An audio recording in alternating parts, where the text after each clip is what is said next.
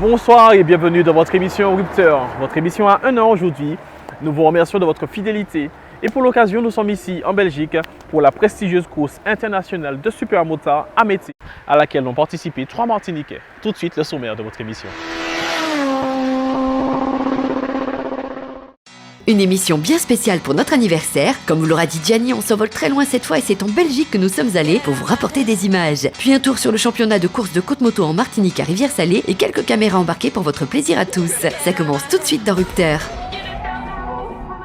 Bienvenue ici sur le circuit de Métais, mythique circuit belge, situé à quelques kilomètres de la frontière française. Et ce circuit accueille chaque année au mois d'octobre la prestigieuse course de supermotard dénommée Superbiker. Plus qu'une compétition, cet événement est une fête de la moto et est devenu au fil des années un rendez-vous incontournable. Cette 27e édition est riche en engagés. En effet, près de 400 pilotes participent à cette compétition qui, de l'avis de tous, est l'une des, voire la plus relevée du monde. Des nationalités diverses étaient présentes, des néo-zélandais, finlandais, suédois, polonais, lituaniens, américains, italiens, néerlandais, espagnol, bulgare, anglais, autrichien, bien sûr, belge, français et martiniquais. En effet, 3 de nos pilotes sont venus se frotter à ce gratin mondial, mais autant le dire tout de suite, l'Alain Gros-Cralva, venu par passion pour la moto, Randy Gros-Cralva, actuel 18e sur 41 au championnat de France, et Alexis Marilus, champion des États-Unis en titre, ne pourront pas jouer la gagne finale de cette course dont plus de 100 pilotes ont fait de cette passion du supermotard un métier à plein temps. Au niveau du déroulement de ce long week-end, à noter la répartition de tous ces pilotes en 2 grands groupes, un groupe de 41 pilotes triés sur le volet, des anciens champions du monde, champions d'Europe, d'Italie, de France,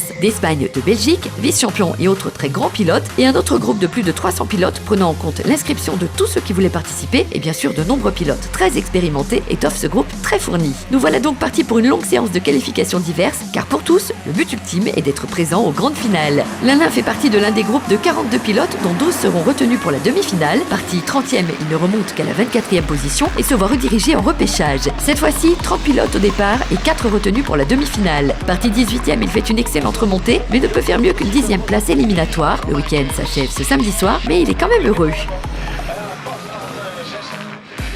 C'est une joie, tu vois, c'est des... On va pas dire des rêves, mais nous dit quand même, c'est des souhaits, nous être ici, nous là, nous passer un bel week-end, et puis moto tombée, ouais. Même topo pour Randy, 22e sur 42 au départ. Il doit être au moins 12e pour être retenu, ce qu'il fait aisément dès la moitié de la course. Mais une panne d'essence le contraint à l'abandon. Il doit passer lui aussi par les repêchages. Randy part donc 30e et doit accrocher une 4e place pour arriver en demi-finale. Impossible, me direz-vous? Non, il fait une terrible remontée, grappille des places les unes après les autres et termine à une excellente 4e place qu'il envoie en demi-finale. Randy se retrouve donc dans l'une des 2 demi-finales qui regroupent 40 des meilleurs pilotes du groupe. Autant dire que ça va très vite. Encore une fois, il part loin, 28e, et doit être 12e pour se qualifier. Malheureusement, cette fois-ci, l'exploit ne se réalise pas et il échoue à une encourageante 21e position. C'est pas trop mal passé. Je pars en dernière ligne. Sur 40 pilotes, j'arrive à finir dans les 20. Bon, c'est pas trop mal avec les pilotes qui sont quand même sur la grille de départ. Donc bon, je suis pas trop déçu, bien que j'aurais pu mieux faire. Mais bon, on a Rupteur aujourd'hui avec nous. Jusqu'en Belgique, c'est pas rien. On a Bigoudi, on a des supporters, Frédéric, mon papa, la famille et compagnie. Ce sont de bons résultats pour ces pilotes amateurs qui, on le rappelle, ne s'entraînent que trop peu et sur le parking du stade de Dillon, là où les autres concurrents disposent d'infrastructures bien plus développées pour progresser. Alexis Marilus va-t-il porter haut les couleurs de la Martinique? Si vous voulez avoir les résultats de la course, on est mardi prochain à Rupteur. Non, il rigole, c'est juste après ça. On reste toujours en moto, mais cette fois-ci on retourne en Martinique pour la course de côte de Petit-Bourg. Pleuvra pas, c'était l'énigme de ce dimanche et donc la donnée qui déterminera qui des quads ou des routières s'imposera sur les routes de Rivière-Salée. Une folle ambiance dans les paddocks et un large public a suivi ce rassemblement pour cette étape du championnat de la Martinique de course de côte moto.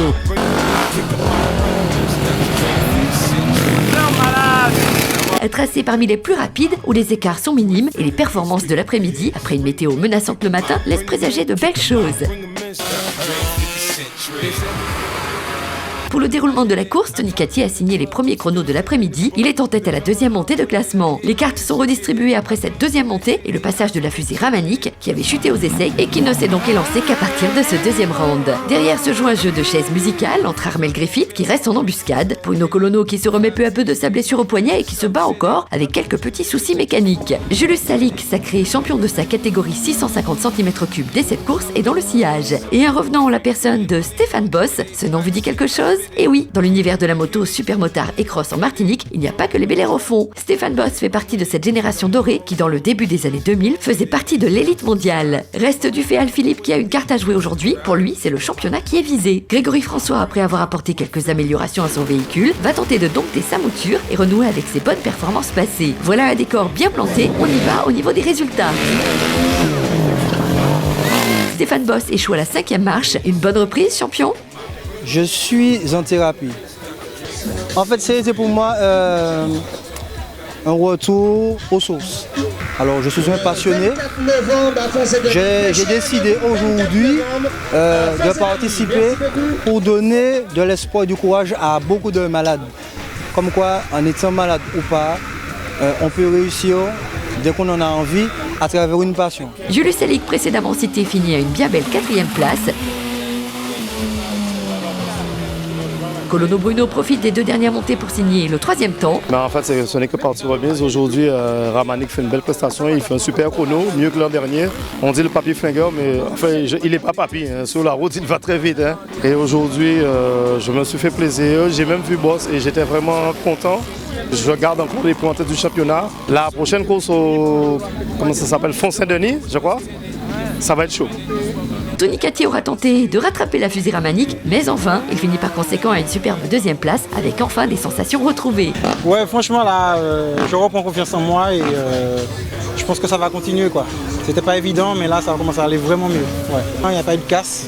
Et félicitations à Ramanik surtout, parce qu'il a fait un super temps. Et je me suis bien battu, quoi. Donc je suis très content de la journée.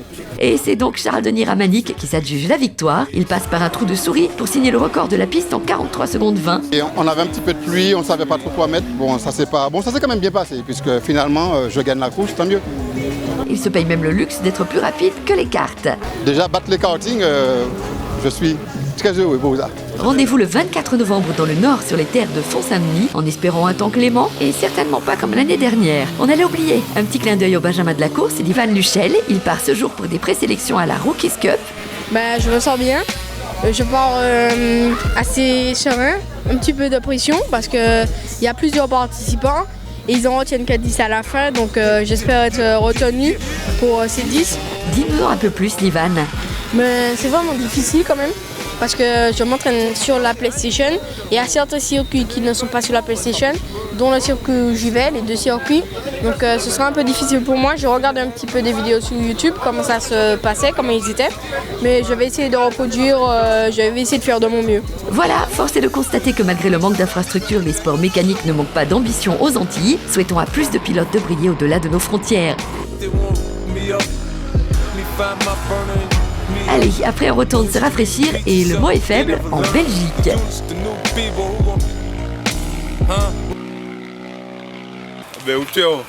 Faut s'améliorer encore plus, hein. Mais sinon c'est bon, y a pas de problème. Ok. Revenons sur ce super circuit pour la suite et la fin des aventures de nos Martiniquais. Alexis Marellus, lui, de par son titre de champion des USA, était directement qualifié pour les demi-finales dans la catégorie reine. Il lui fallait cependant quand même terminer dans les 20 premiers pour accéder à la finale. C'est ce qu'il fait avec brio en passant sous le drapeau à damier à la 11e position après être parti de loin. Et place à la grande finale, la course phare du week-end, celle pour qui plus de 10 000 spectateurs ont fait le déplacement. Pourquoi, me direz-vous? Car c'est la course qui va rassembler les 39 meilleurs pilotes mondiaux. Plus de la moitié sont des champions du monde, d'Europe ou autres. Ceux qui ne le sont pas sont des pilotes professionnels qui s'entraînent tous les jours et ont souvent des compétitions. Rappelons juste qu'Alexis Marellus, victime d'une chute en fin d'année dernière, n'a repris la moto de haut niveau que le mois dernier. Sur les 39 pilotes, va-t-il arriver au moins 20e ou faire l'exploit d'être 15e ou dans le top 10? C'est parti pour cette course folle durant pas moins de 25 minutes plus 2 tours. Rappelons que même au championnat du monde, les concurrents ne partent que pour 15 minutes et un tour, c'est dire la difficulté de la tâche. Après de très beaux passages, c'est sans surprise de Finlandais, champion du monde en titre, Mono Hermunen, qui s'impose devant 3 Français qui cumulent les 5 derniers titres de champion du monde. Alexis, lui, après être parti 18e, se fait coincer au départ mais peut, malgré le niveau très élevé de tous les concurrents, se faufiler à une excellente 14e place finale. Félicitations champion. On a souvent, enfin moi j'ai galéré un peu, je pars en 4e ligne, c'était des lignes de 6 donc je pars quand même assez loin. Donc premier virage, je me fais enfermer par Ken de Decker, le pilote cross du MX2, qui j'ai pris du temps à revenir dessus. Maintenant, après, j'ai réussi à passer, j'ai réussi à revenir sur 2-3 pilotes. Bon, après, c'est vrai que ça a été super difficile parce que c'était des manches de 25 minutes. Donc, bon, quand même satisfait. Bon, je suis satisfait. Bon, après, c'est vrai que je ne m'y attendais pas déjà à un tel résultat d'aussitôt. Donc, je pense que durant les prochains mois, je vais m'entraîner de façon à ce que moi, je revienne en forme début de saison prochaine, en avril prochain pour le championnat d'Europe. Écoute, je crois que c'est vraiment un week-end cool. On s'est bien amusé. On a vu qu'est-ce qu'on devait voir avec Alexis. On a vu la confirme que course après course, il prend vraiment de la confiance avec la moto et tout. Et on est quand même heureux de le voir que petit à petit il prend quand même une progression importante. C'est ainsi que s'achève un week-end très frais. Gianni, notre reporter, a quand même pu témoigner de la chaleur des prestations proposées par nos représentants lors de cet événement mondial, malgré des températures descendant jusqu'à 3 degrés avec un vent fort. Et que dire de l'accueil des Belges qui, grâce à cette discipline et ses ambassadeurs, connaissent la Martinique. Nous y reviendrons, c'est sûr. J'y ai moi-même pris et ça s'entend un beau coup de froid. En tout cas, d'ici mardi, pour votre prochaine émission Rupteur, portez-vous bien. Ciao.